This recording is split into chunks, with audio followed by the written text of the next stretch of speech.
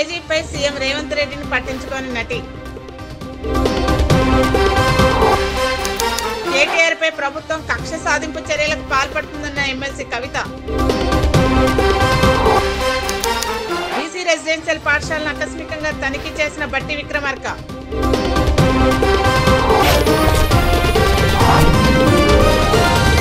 Civils mains కు ఇంటర్వ్యూకి ఎంపికైన అభ్యర్థులకు CM Revanth Reddy deputy CM బట్టి విక్రమార్క చెక్కులు పంపిణీ చేశారు. ఈ సందర్భంగా డిప్యూటీ సీఎం బట్టి విక్రమార్క మాట్లాడుతూ సివిల్స్ ఇంటర్వ్యూకి ఎంపికైన వారికి ఆర్థిక సాయం అందించడం గర్వకారణంగా ఉందన్నారు. ఇంటర్వ్యూ సమయంలో ఢిల్లీలో వసతి కల్పిస్తామని తెలిపారు. ముందు చూపుతో సింగరేణి మైనింగ్ రంగాల్లో దేశవ్యాప్తంగా విస్తరించే ఆలోచనలో ప్రభుత్వం ఉందని చెప్పారు.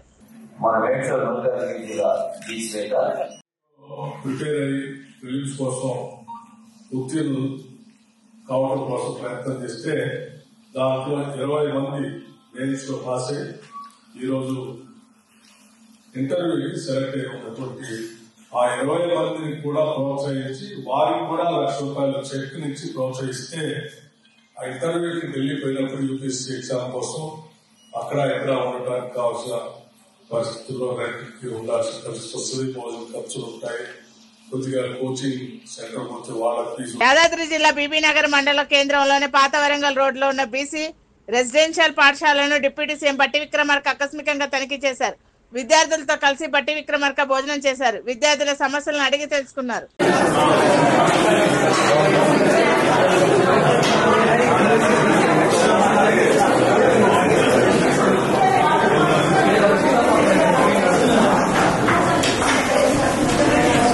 తెలంగాణ సీఎం రేవంత్ రెడ్డికి మరోసారి అవమానం జరిగింది. తెలుగు ప్రపంచ సమైక్య కార్యక్రమంలో పాల్గొన్న సీఎం రేవంత్ రెడ్డిని నటి జయసుధ పట్టించుకోలేదు. స్టేజీపై సీఎం కూర్చొని ఉండగా అదే సమయంలో నటి జయసుధ స్టేజీపైకి వచ్చారు. అయితే సీఎం పక్కన ఉన్న వారికి నమస్కరించిన జయసుధ సీఎం ని మాత్రం పలకరించకుండా వెళ్లిపారు. ఈ ఘటనకు సంబంధించిన వీడియో నెట్టింట వైరల్ అవుతుంది.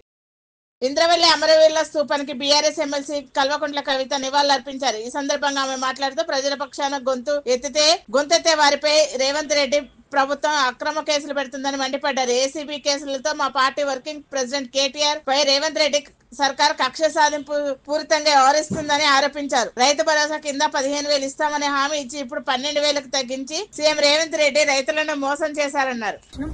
వారు ఏదైతే భూమి కోసం పోరాటం చేసిందో తెలంగాణ రాష్ట్రంలో కేసీఆర్ గారు ఈ మొత్తం యావత్ తెలంగాణ ప్రదేశంలో ఉండేటటువంటి గిరిజన ఆదివాసీ సోదరులందరికీ కూడా మరి భూమి మీద హక్కులు ఉండాలని చెప్పి 4.5 లక్షల ఎకరాలకు భూమి హక్కులు అడవి హక్కులను 2.5 లక్షల ఎకరాల పైచిలకు ఆదివాసీ గిరిజనుల సోదరులకు ఇవ్వడం జరిగింది.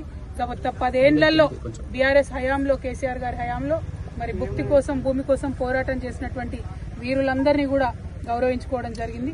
అటువంటి ఇంద్రవెల్లి స్తూపం దగ్గర ఇక్కడ ఉన్నామంటే నరనరాన కూడా మరి వారు చేసినటువంటి త్యాగం, వారు చేసినటువంటి పోరాటం మమ్మల్ని ఇంకా ఉత్తేజమిస్తుంది. మాకు ప్రజల పక్షాన, ఆదివాసీల పక్షాన, గిరిజనుల పక్షాన, మహిళల పక్షాన, దళితుల పక్షాన, బహుజనులందరి పక్షాన నిలబడి పోరాటం చేసేటటువంటి ఒక స్ఫూర్తిని బీఆర్ఎస్ ప్రతి సైనికుడు కూడా ఇవాళ ఇంద్రవెల్లి స్తూపం దగ్గర నుంచి తీసుకుంటా ఉన్నామని చాలా సగర్వంగా తెలియజేస్తా ఉన్నాం.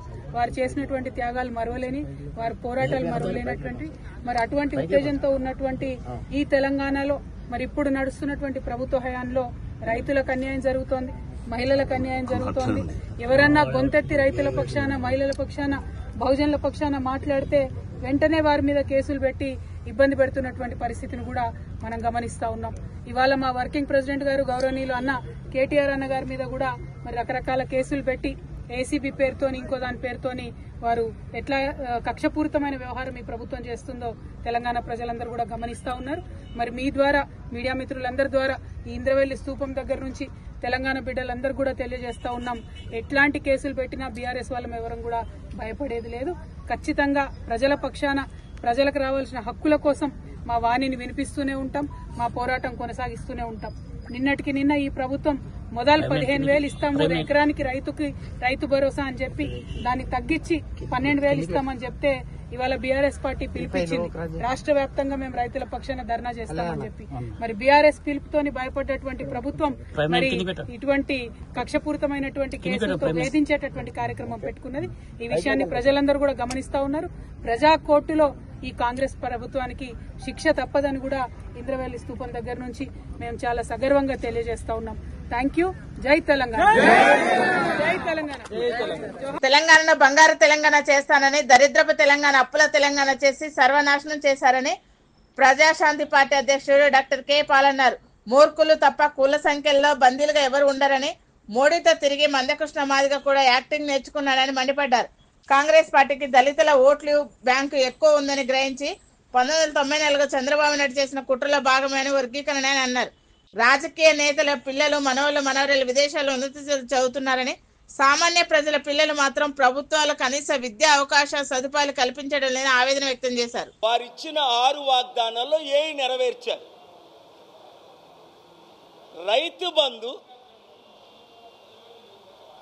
మేము చెల్లిస్తున్నాం అన్నారు.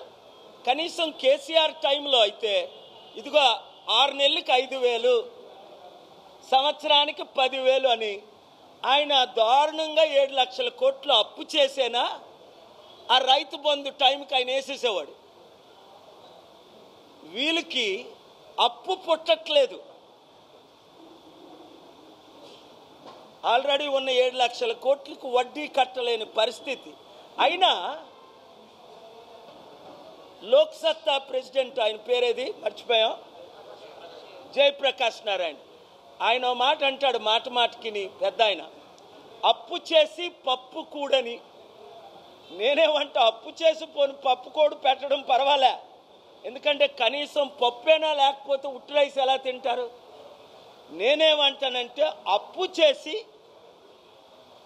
అప్పులు తీర్చుతున్నారు. ఇది 1,00,000 రూపాయలు అప్పు చేస్తున్నారు, మీకు 10,000 అప్పు తీర్చుతున్నారు. ఆ మిగతా 90,000 ఎక్కడికి వెళ్తుంది? ఆల్ ప్రాజెక్టులకు వెళ్ళిపోతున్నాయి, ఆల జోబీల్లోకి వెళ్తున్నాయి, ఆల కంపెనీలకు వెళ్తున్నాయి. వాళ్ళు ఎంత ఆస్తిపరులు? 1,000 కోట్లు ఆస్తిపరులు. ఈరోజు మీకేం అప్పు ఉంది? మీకు 100, 1,000, లక్షలు, కోట్ల రూపాయలు అప్పు. వాళ్ళకి 100, 1,000, లక్షల కోట్లు ఆదాయం. ఏంటి మరల మీ మీద చేసిన అప్పు? ఇప్పుడు రేవంత్ రెడ్డి తమ్ముడు ముఖ్యమంత్రి అయి సంవత్సరం 9 రోజులు అవుతుంది, 13 నెలలు అయింది. 13 నెలల్లో తెలంగాణ అప్పు దాదాపు నెలకి 10,000 కోట్లు పెరిగింది. అంటే దాదాపు 1,30,000 కోట్లు ఈ నెలతో అప్పు పెరిగింది. అంటే మీ కుటుంబానికి రాష్ట్రం చేసిన అప్పు, కేసీఆర్ గారు చేసిన 7 లక్షల కోట్ల అప్పు, రేవంత్ రెడ్డి ఇప్పుడు 1,30,000 కోట్ల అప్పు, నరేంద్ర మోదీ గారు అప్పు చేయడంలో ప్రథమ స్థానం ప్రపంచంలోనే. ఆయనకి భారతరత్న ఇవ్వచ్చు, నోబెల్ పీస్ ప్రైజ్ ఇవ్వచ్చు, ఎన్ని ప్రైజులు ఉంటే అన్నీ ఆయన మెడ మీద పెట్టేయాలి. ఎందుకంటే సెప్టెంబర్ 17న ఆయన రిటైర్ అవుతున్నాడు కాబట్టి ఈ సంవత్సరం 75 సంవత్సరాలు. 5 కోట్లు ఒక కుటుంబానికి అప్పు. మేధావులను ఎందుకు పిలిచామంటే చూసారా, మిమ్మల్ని చూస్తుంటేనే నా కడుపు నిండుతుంది. ఎందుకంటే మీలో తెలివితేటలు నేను చూస్తున్నాను. అపోస్తలుడైన పౌలు మాట అంటాడు, మీ ముఖం చూసినప్పుడు మీ హృదయంలో, మీ మనస్సులో, మీ లోపట ఉన్న ఆ వెలుగుని నేను చూస్తున్నాను, సత్యాన్ని నేను చూస్తున్నాను. రండమ్మా లేడీస్, ఎందుకంటే మీ ద్వారా దేర్ ఈజ్ హోప్. ఇప్పుడు వరకు మనం మాట్లాడుకున్నాం, ఉచిత విద్య ఉందా ఏ గ్రామంలోనైనా? లేదు. ఉన్న ఎడ్యుకేషన్ ఎలాడుతుంది? వాళ్ళకైతే వాళ్ళ పిల్లలకైతే అమెరికాలో చదివించుకున్నారు. కేసీఆర్ కొడుకు కేటీఆర్ ఎక్కడ చదివాడు? చంద్రబాబు నాయుడు కొడుకు ఎక్కడ చదివాడు? జగన్మోహన్ రెడ్డి ఎక్కడ చదివాడు? జగన్మోహన్ రెడ్డి పిల్లలు ఎక్కడ లండన్లో చదువుతున్నారు? వాళ్ళకైతే best education in the country, in the world. మీకైతే, మీ పిల్లలకైతే worst education in the country, in the world. వాళ్ళకైతే 7 స్టార్ హాస్పిటల్ ట్రీట్మెంట్స్, మీకైతే కనీసం తలనొప్పికి పెరాస్టమల్ లేక. అప్పుడు జోకులు వేశారు కరోనా టైంలో, కొన్ని కోట్ల మంది, దాదాపు 7-8 కోట్ల మంది భారతీయులు చనిపోయారని అంచనా. గూడ ఎత్తిపోతల పథకం ద్వారా అందుతున్న సాగునీటిని పొదుపుగా వినియోగించుకుని యాసంగిలో అధిక దిగుబడిని సాధించాలని మంచిర్యాల ఎమ్మెల్యే ప్రేమ్ సాగర్ రావు కోరారు. మంచిర్యాల జిల్లా దండేపల్లి మండలం తానిమడుగులో గల డెలివరీ పాయింట్ వద్ద కడం కెనాల్లోని స్థానిక కలెక్టర్ దీపక్ కుమార్ తో కలిసి నీటిని విడుదల చేశారు. ఈ సందర్భంగా ఆయన మాట్లాడుతూ గూడెం లిఫ్ట్ ద్వారా దండేపల్లి, లచ్చిటిపేట, హాజీపూర్ మండలంలో సుమారు 30,000 ఎకరాల ఆయకట్టుకు సాగునీటిని విడుదల చేశామని తెలిపారు. రైతులు ఎలాంటి అనుమానం లేకుండా యాసంగిలో తమ భూములు సాగు చేసుకోవాలని ఆయన సూచించారు. భద్రాద్రి కొత్తగూడెం జిల్లా బుర్గంపాడు మండలం సారపాక పరిధిలో గల సుందరయ్య నగర్ కాలనీలో ప్రీమియం లీగ్ 2025 పినపాక ఎమ్మెల్యే పాయ వెంకటేశ్వర్లు ప్రారంభించారు. ఈ సందర్భంగా ఆయన మాట్లాడుతూ క్రీడలు యువతకు ఎంతో స్ఫూర్తినిస్తాయన్నారు. ఆరోగ్యకరమైనటువంటి క్రీడ యువతకు ఎంతో అవసరమని చెప్పారు. ప్రతి టీంలో కూడా గెలిచే దానికోసం మరి ఓటం అనేది చూడకుండా ఒక మంచి చక్కటి ఆట నైపుణ్యంతో ముందుకెళ్ళి ఈ యొక్క మండలి లెవెల్ 10 రోజులు జరిగే ఈ పోటీల్లో మీరు గెలవాలని ప్రతి టీంలో ఈ సందర్భంగా నేను మరి కోరుతా ఉన్నాను.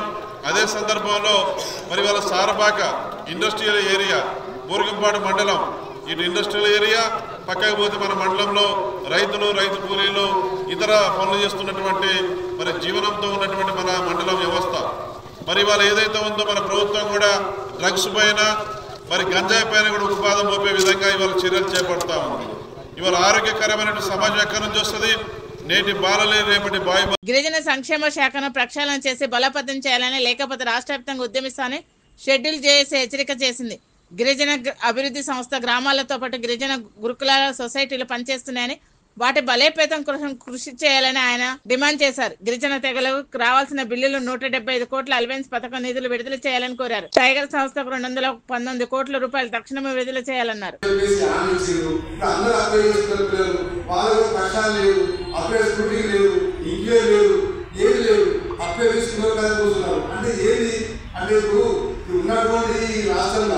మరి గిరిజనులు ఏ రకంగా చూస్తున్నారని అంటా ఉన్నా. అంటే మీకు కావాల్సింది మరి మిగతా మరి మా వర్గం మీకు అవసరం లేదా, మా జాతి మీకు అవసరం లేదా, మా ఓట్లు మీకు అవసరం లేదా, మరి మేము ఈ రాష్ట్రంలో లేమా, ఈ రాష్ట్రంలో మీకు భూమి కట్టలేమా, మేము జిఎస్టీ కట్టలేమా, మరి మీకు శిశులు కట్టలేమా, మా డబ్బులు మీకు ఖజానా వస్తున్నాయి కదా, మా డబ్బులు అనేవి మీకు ఖజానా వస్తున్నాయి, మీ బడ్జెట్లో ఉంటుంది, మా డబ్బులు మా ఖర్చు పెట్టడానికి మీకు ఎందుకు నొక్కాలని అడుగుతా ఉన్నా. ఇటువంటి పరిస్థితుల్లో ప్రభుత్వాలు ఉంటే రాబోయే కాలంలో చాలా కష్టం ఉన్నది. దయచేసి రాష్ట్ర మరి ఏదైతే ముఖ్యమంత్రి గారు ఉన్నారో మరి గవర్నమెంట్ పెద్దలు రేవంత్ గారు మరి ఎక్కడైనా ఆలోచించి ఎస్సీ సంక్షేమ శాఖను ప్రక్షాళన చేసి వెంటనే బడ్జెట్ క్లియర్ చేయని చెప్పేసి మేము కోరుతా ఉన్నాం. రెండోది ఏదైతే గిరిజన సంక్షేమ శాఖ ప్రత్యేకంగా ఒక మంత్రి ఉండాలి, మంత్రి ద్వారా పెట్టలేదు. మరి ఎందుకోసం పెట్టాలని మాకు అర్థం కాలేదు. వెంటనే మరి గిరిజన శాఖకి ప్రత్యేక మరి మంత్రి గారు నియమించాలని చెప్పేసి మేము ప్రభుత్వాన్ని విజ్ఞప్తి చేస్తా ఉన్నాం. అలాగే ఏదైతే మీరు మరి స్కూళ్ళలో కూడా డైలీ ఛార్జెస్ అందరూ పెంచుతారు, మరి ఎక్కడ ఎవరికి ఇస్తున్నారు ఇంకా కూడా మరి పెంచలేదు. ఎక్కడ కూడా మరి ప్రభుత్వము మరి ఎక్కడ కూడా పెట్టింది లేదు. కాకపోతే వాళ్ళు మాత్రం వాళ్ళు మాట్లాడినా ఇంకా కూడా ప్రక్షాళన పిల్లలు కూడా పెంచాలి రాలేదు. ఇప్పుడు అప్పుడు ఆహార పద్ధతులు చాలా ఇబ్బంది ఉంది. ఆహార సరైన పోషణ వసతి లేక పిల్లలు చనిపోతూ ఉన్నారు, తన సమయం వచ్చి ఇబ్బంది పడుతూ ఉన్నారు. ఇటువంటి పరిస్థితుల్లో కూడా మరి ఈ స్కూల్ వ్యవస్థ ఉన్నది. అంటే మొత్తం ప్రైవేట్ సంబంధించినటువంటి అన్ని సంక్షేమ పథకాలు మొత్తం కూడా మరి ఎస్సీ సంక్షేమ శాఖ ద్వారానే మరి వస్తాయి. కాబట్టి ఈ సంక్షేమ శాఖ పూర్తి రివ్యూ అయిపోయింది. ఉన్నటువంటి మరి యాక్షన్ ప్లాన్ లేకుండా పోయింది. మరి ఉన్నటువంటి మరి యాక్షన్ ఉన్నటువంటి డబ్బులు కూడా మరి ఏవైపోయినాయి, మరి ఎటు మళ్ళించారు, ఎవరు ఖర్చు పెట్టారు, ఎవరు ఖజానా పోయినాయి, ఇవన్నీ కూడా ప్రభుత్వం వెంటనే మరి ఒక ఆడిట్ కమిటీ చేసి ప్రక్షాళన చేసి మరి తెలంగాణ ఉన్నటువంటి మరి 33-30 లక్షల మరి ఆదివాసీ గిరిజన సంక్షేమం కోసం, వారి పరిష్కారం కోసం, వారి సమస్యల పరిష్కారం కోసం, వారి అభివృద్ధి కోసం ప్రభుత్వం వెంటనే మరి అన్ని సంఘాల తోటి సమస్య ఏర్పడి. మధ్యప్రదేశ్ నిరసనలు అపశృతి చోటు చేసుకుంది. లైక్స్ కోసం వీడియో కెమెరా ముందు ఫోటో కోసం పెట్రోల్ పోసుకుంటే వెనుక నుండి ఎవరు నిప్పు అంటించేశారు. ఇద్దరికి తీవ్ర గాయాలై పరిస్థితి విషమంగా ఉండడంతో హాస్పిటల్కి తరలించారు.